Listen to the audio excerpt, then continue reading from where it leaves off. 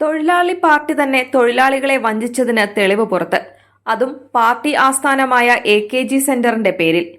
പുതിയ AKG സെന്ററിന്റെ labour cess കുറയ്ക്കാൻ CPM സർക്കാരിന് നൽകിയത് കള്ളക്കണക്കാണെന്ന രേഖ പുറത്ത്.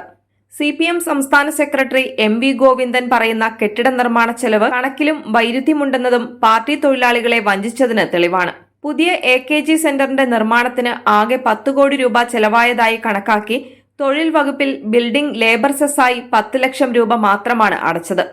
CPM സംസ്ഥാന സെക്രട്ടറി MV ഗോവിന്ദൻ ഇതേ കെട്ടിട നിർമ്മാണത്തിന് 30 കോടി ചെലവാക്കിയതായി സുപ്രീം കോടതിയിൽ സത്യവാങ്മൂലവും നൽകി.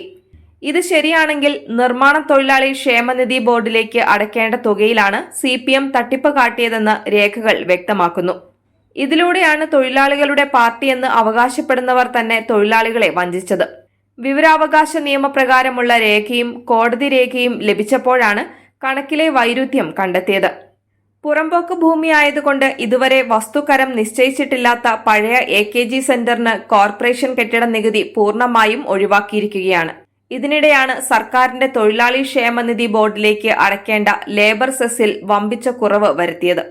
പുതിയ AKG സെന്റർ ഭൂമിയുടെ സ്ഥലത്തിന്റെ ഉടമസ്ഥാവകാശം ചോദ്യം ചെയ്ത CPM സംസ്ഥാന സെക്രട്ടറിയെ എതിർകക്ഷിയാക്കി സുപ്രീം കോടതിയിൽ ഫയൽ ചെയ്ത ഹർജിയിലാണ് പുതിയ AKG സെന്ററിന്റെ നിർമ്മാണത്തിന് 30 കോടി രൂപ ചെലവിട്ടതായി MV ഗോവിന്ദൻ എതിർ സത്യവാങ്മൂലം നൽകിയത്.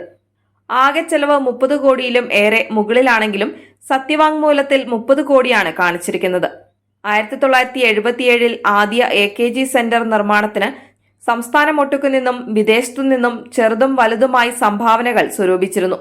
എന്നാൽ പുതിയ AKG സെന്റർ നിർമ്മാണത്തിന് പ്രത്യേക സംഭാവനകൾ സ്വീകരിച്ചതായി കാണുന്നില്ല. ഊരാളുങ്കൽ സൊസൈറ്റി വഴി ലഭിച്ച സംസ്ഥാന ഖജനാവിലെ പണമാണ് ഇതിന് വിനിയോഗിച്ചതെന്ന് അറിയുന്നു. സുപ്രീം കോടതിയിൽ CPM ഫയൽ ചെയ്ത സത്യവാങ്മൂലമാണ് യഥാർത്ഥമെങ്കിൽ നിയമപ്രകാരം തൊഴിലാളി ക്ഷേമനിധി ബോർഡിന് സെസ് ഇനത്തിൽ ലഭിക്കേണ്ട 30 ലക്ഷമാണ് വെട്ടിച്ചത്. ക്ഷേമനിധി ബോർഡിനെയും സുപ്രീം കോടതിയെയും CPM സെക്രട്ടറി തെറ്റിദ്ധരിപ്പിച്ചു എന്ന് കരുതണം. ഇതിനിടെ പഴയ AKG സെന്ററിന് വേണ്ടി കേരള യൂണിവേഴ്സിറ്റിയുടെ 40 സെന്റ് ഭൂമി കയ്യേറിയതായി സേവ് യൂണിവേഴ്സിറ്റി ക്യാമ്പയിൻ കമ്മിറ്റി ഗവർണർക്ക് നൽകിയ പരാതിയിൽ കേരള VCയോട് വിശദീകരണം തേടിയെങ്കിലും ഇത് സംബന്ധിച്ച ഫയലുകൾ സർവകലാശാലയിൽ കാണാനില്ല. അതുകൊണ്ട് സർവകലാശാല ഇതുവരെ വിശദീകരണം നൽകാൻ തയ്യാറായിട്ടില്ല.